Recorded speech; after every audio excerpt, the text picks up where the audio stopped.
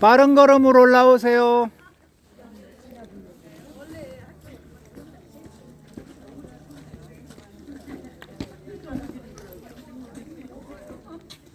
우리 온다고 국화도 깔아줬네요.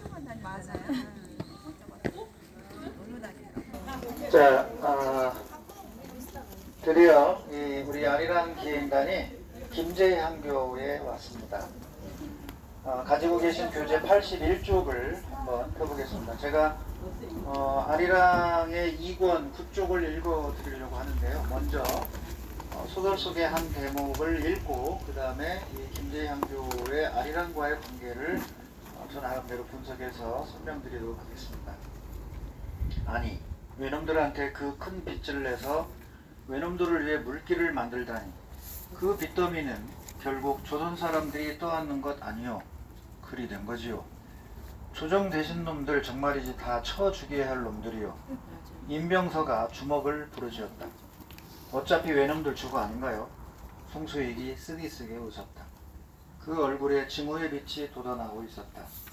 두 사람 사이에는 잠시 침묵이 흘렀다. 다같이 목소리를 맞추어 책을 읽어내리는 어린 음성들이 멀찍이서 들려오고 있었다. 햇살 따사로운 속에 들려오는 그 맑고 카랑한 목소리들은 마치 즐거운 노래라도 부르는 것처럼 율동적이고 활력적이었다.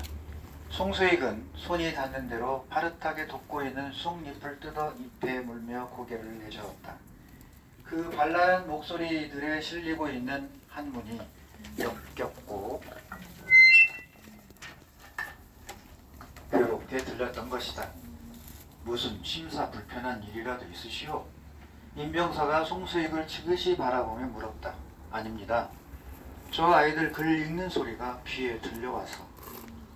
세상의 일이 급변하고 있는데 태평서울로 아이들한테 한문이나 읽혀대고 있는 것이 답답하고 마땅찮기도 해서입니다. 송수익은 잘근잘근 씹고 있던 쑥잎을 뱉으며 허탈하게 웃었다. 입안에 쌉싸름하고 씁쓸하면서도 싱그럽고 화한 쑥의 그 독특한 향내가 가득했다. 그는 숨을 한껏 들이켰다. 진한 쑥 향기에 답답하던 가슴이 조금 뚫리는 기분이었다. 그렇지요. 저 아이들에게 어서 신식 공부를 시켜야 옳지요. 저러다가는 세상 돌아가는 것하고는 정반대로 애 늙은이들이나 만들 뿐이지요. 자, 제가 이 김제향교에서 먼저 처음으로 송수익과 임병서라고 하는 사람의 만남의 장소로 이 김제향교를 설정을 한 겁니다. 그래서 그 첫 대화가 바로 이 부분이에요. 그러면 이거는 우리가 지금 곧 있다가 정읍의 태인 무성소로 가는데 그곳으로 가기 전의 단계예요. 그러니까 송수익이 의병장으로 나서는 1906년 6월 4일 태인 의병 전에 전국에서 지금 나라가 을사늑약으로 이미 기울었기 때문에 이거를 찾기 위해서는 의병항쟁이, 의병투쟁이, 의병전쟁이 전개된다는 걸 알았고, 그래서 이미 각 지역마다 이제 유생들 중심으로 이런 의병창의를 준비하고 있는 이런 단계입니다. 그런 단계에서 신세호로부터 임병서를 소개받고 송수익은 바로 임병서와 비밀리에 이 김제향교에서 만나게 되는 겁니다. 그런데 송수익이 여기에서 이 손에 당시 이제 쑥이 있는 걸로 표시했잖아요. 그래서 쑥을 은컷 쥐어서 씹었어요. 잘근잘근. 그 씹은 이유가 뭐였냐면, 자, 나라는 기울어 가고 있는데 이 명륜당에서 들려오는 소리가 한문 읽는 소리입니다. 이게 작가가 의도하는 복선이에요. 그래서 이 한문 읽는 소리는 뭐냐, 향교라고 하는 것이 물론 이제 고려시대 때 들어와서 이 조선왕조를 유지하는 학교로서의 기능을 해왔죠. 조선왕조가 519년 유지될 때 이 향교와 특히 사립적인 의미를 갖고 있는 서원의 역할은 어마어마했어요. 그래서 서원은 지금 세계 우리 유산이 돼서 세계가 함께 그 가치를 인정하고 함께 공유할 이제 유산이 됐잖아요. 그러면 인류 전체로 볼 때 이 그때 당시에 500년을 유지하는 왕조가 있었나요? 거의 없을 겁니다. 그만큼 조선은 시스템의 나라예요. 아마 그거는 인정해야 됩니다. 그러면 그 시스템의 나라의 기본 철학적, 사상적, 때로는 종교적 역할을 했던 게 성리학이잖아요. 그리고 그 성리학을 이념이나 모든 이 체제의 근간의 뿌리로서 사상으로 자리 잡게 한 것인데 그거를 양성하는 곳이 향교였단 말이에요. 국가의 기관으로서 손비를 양성해내는 곳이죠. 그래서 향교를 졸업하면 과거시험을 보러 나가고 이렇게 해왔단 말이에요. 그러니까 그 자체로 완벽한 시스템인 거죠. 다만 그게 사대부들의 나라였기 때문에 그게 이제 이 시민혁명이 되고 근대의 가치라고 하는 것들이 도입이 될 때 역행한 것일 뿐이지 조선왕조가 500년 유지에 대해서 이 향교라고 하는 것은 어마어마한 역할을 한 겁니다. 그러니까 우리가 세계 기록유산을 아시아에서 가장 많이 갖고 있는데 그 배경이 다 조선왕조에서 생산된 것들이 대부분이란 말이에요. 그래서 비록 역사의 승패를 따지면 조선왕조는 망한 거지만 그러나 우리에게 남겨진 문화유산이나 이런 전통이나 가치 측면에서 보면 어마어마한 거거든요. 그래서 우리가 양면성으로 바라봐야 돼, 양쪽으로. 그런데 이제 시기가 바로 이 제임스 와트의 증기기관 이후부터 산업혁명이 되면서 이것이 근간이 되고 바로 증기기관이라고 하는 증기선과 철로가 침략의 선봉이 되어서 제국주의화되고 민족주의와 이런 것들이 함께 어우러지면서 결국 근대의 야만의 시대로 인류가 접어든단 말이에요. 그런 시기에 이 향교는 어떤 역할을 했느냐는 거죠. 그때. 그리고 서원과 함께. 그래서 작가 조정래는 바로 이 향교를 지식인들이 만나는 공간으로 활용을 해요. 이 첫 번째 이 송수익과 이 임병서의 나눈 이야기 속에 바로 그 복선이 등장을 하는 겁니다. 그러고 나서 송수익이 만주로 간 뒤에는 바로 임병서라는 인물이 이제 그 대한 독립의민부라고 하는 것을 만들어요. 1910년 정부 국치 이후에 왕정복국, 그러니까 복복주의를 추구했던 임병찬이 실은 그 전에 1906년 의병창이 부다가 가는 아리랑에서 첩부대에서 스시마 대마도로 갔다가 돌아와서 나라가 망한 뒤에 이제 고종의 밀명을 받아서 독립의군부를 만들게 되고 그 의군부의 지역 책임을 맡다가 이후에 대한민국 대한의군부의 총사령을 맡게 됩니다. 그러면서 능동적인 투쟁이 아니라 약간 선비적인 저자세라고 표현할 수 모르지만 문약한 그런 투쟁을 하게 되죠. 그래서 이 공허하고 여기서 임병서가 설전을 벌이는 공간으로 또다시 설정을 합니다. 작가는. 그래서 임병서의 이 독립의군부를 공허 스님이 약간 비아냥거리면서 폄하하는 부분이 나와요. 총을 들고 싸웠기를 했어. 뭐 누가 죽기를 했어. 왜 뭐 도망을 가려고 만주로 가려고 하느냐. 뭐 이런 투에 이런 얘기를 하니까 임병서가 상감을 모독하고 우리 이 의군부를 갖다가 폄하하는 이런 설전을 벌입니다. 계속 왜 작가는 이 향교를 그렇게 지식인들의 설전 장소와 의견 충돌 장소로 벌였느냐. 망해가는 조선의 상징이 향교였기 때문에 그래요. 망해가는 조선을 구해야 될 게 학교기관인데 오히려 그 학교기관에서 공자왈 맹자왈 하고 있는 그 아이들의 합창소리가 이 송수익의 눈에는 엄청 거슬린 거잖아요. 지금 신학문을 가르쳐서 빨리 망해가는 나라를 구해야 되는데 아직 이 조선왕조의 상징인 향교에서는 공자왈 맹자왈 한문으로서 그걸 읊조리고 합창을 하고 있으니 기가 찬 거죠. 그래서 이곳을 지식인들의 회합장소로 작가가 도입시킨 거예요. 그러면서 끝부분에 아까 말한 거 있잖아요. 그렇지요. 저 아이들에게 어서 신식 공부를 시켜야 옳지요. 저러다가는 세상 돌아가는 것하고는 정반대로 애늙은이들이나 만들 뿐이지요. 라고 하는 이 말 속에 1906년 을사의병에서 퇴임 의병으로 가기 전에 이제 마지막 말인데 그러고 나서 의병창의를 합니다. 실제로 소설 속에서. 그래 그 배경은 1906년 5월 31일에 있었던 바로 이 홍주성 전투.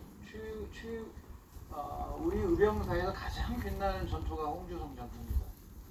그래서 그 전투 이후 들려오는 이야기로 소설 속에 묘사를 하면서 바로 송수익이 드디어 이 임병서라는 인물은 바로 임병찬의 가족 친척으로 나와요. 소설 속에서 실제로는 임병사가 임병찬 역할을 하는 겁니다.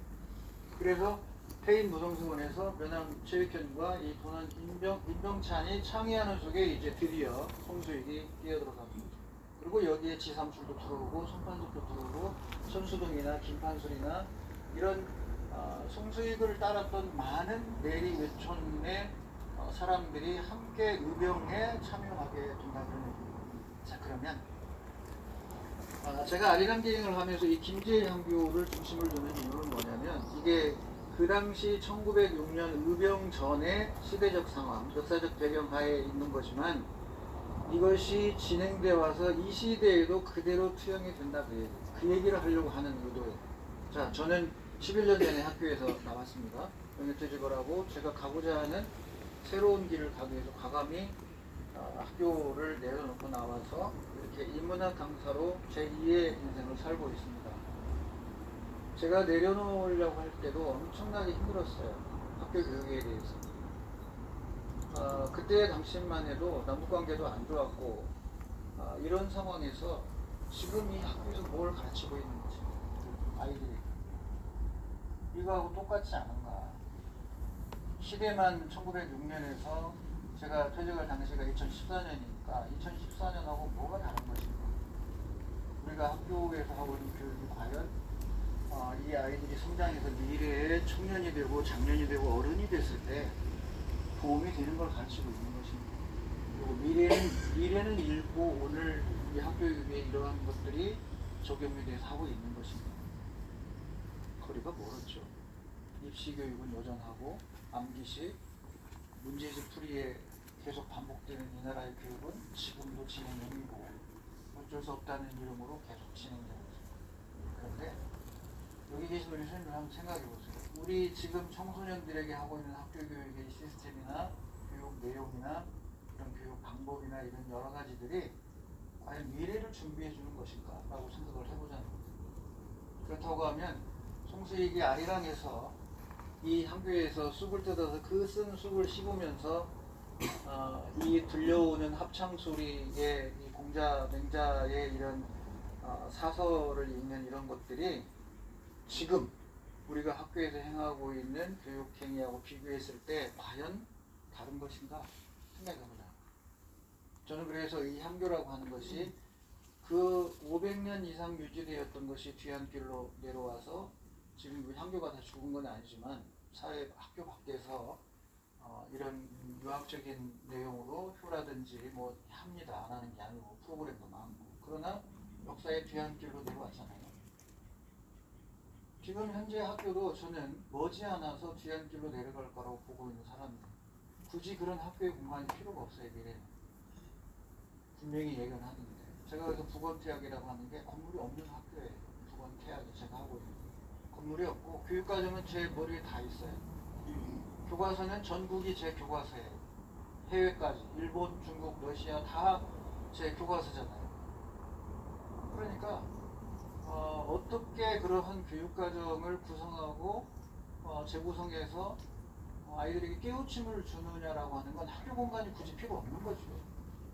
그래서 여기 이제 선생님들이 많으니까 정말 우리가 고민을 하면서 고민만 하고 끝나는 게 아니라 이게 송수익이 아리랑에서 말하는 그 애늙은이나 만들뿐이라고 하는 것처럼 우리가 지금 하고 있는 학교 교육이 과연 애들을 창의적으로 만들고 있는 건지, 또 제대로 된 철학이나 역사나 사상이나 이런 걸 읽고 토론하는 건지, 아니면 역사 교육을 하는데 우리의 삼국사기에 어떤 단원이 걸리니까 그러면 그 부분을 한번 읽고 자기가 설명할 수 있도록 준비해봐라 하면서 사회 역사 시간에 그런 삼국사기의 원전에 비슷한 걸 읽어보게 하고 그 부분을 해석해서 지금 중국의 입장, 우리의 입장, 일본의 입장 이런 입장들을 같이 토론해보게 해서 아이들에게 일제 식민사를 주입하는 게 아니라 열려있게 해서 더 미래로 가서 연구하게 해줘야 되는데 이렇게 하고 있나요?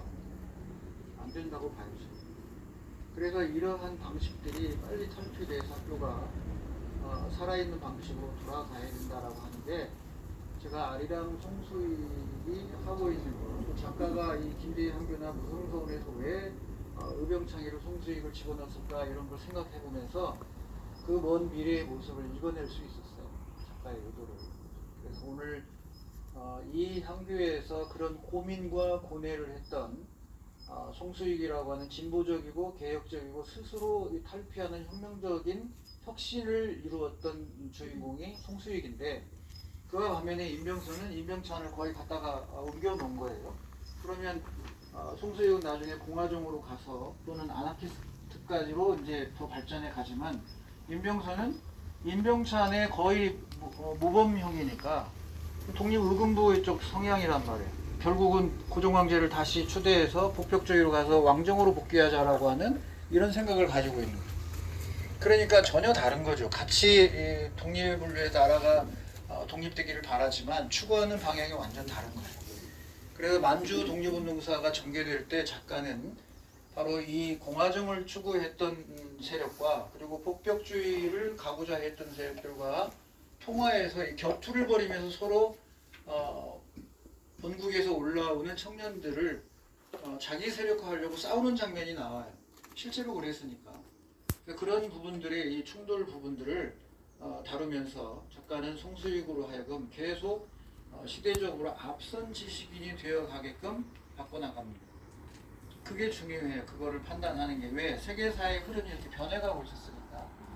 그래서 이런 것들을 작품 속에 시대가 변하면서도 정체되어 있지 않고 송수익이 계속 변하면서 시대에 앞서가는 리더로서 역할을 하고 있다는 걸 우리가 읽어볼 수 있어요. 그래서 저는 이제 오늘 이 향교가 오늘 우리의 교육을 되돌아보는 공간으로 아리랑을 통해서 한번 또 생각해보자, 이런 의미를 갖고 있습니다. 좀 와닿나요? 그런 부분에서? 네. 그래서 소설 아리랑이 과거에 머물러 있는 게 아니라 미래를 향하고 있다는 걸 우리가 캐치할 필요가 있다, 이런 말씀을 드리고요. 자, 이제 우리는 이 자리 밑에 가서 사진 하나 찍고 아리랑 문학마을의 감꿀댁집으로 가보도록 하겠습니다. 수국이와 정근이와 보름이와 대근이와 영근이를 들렸던 그곳으로 향하도록 하겠습니다. 박수는 한 번도 안 쳐요 또. 이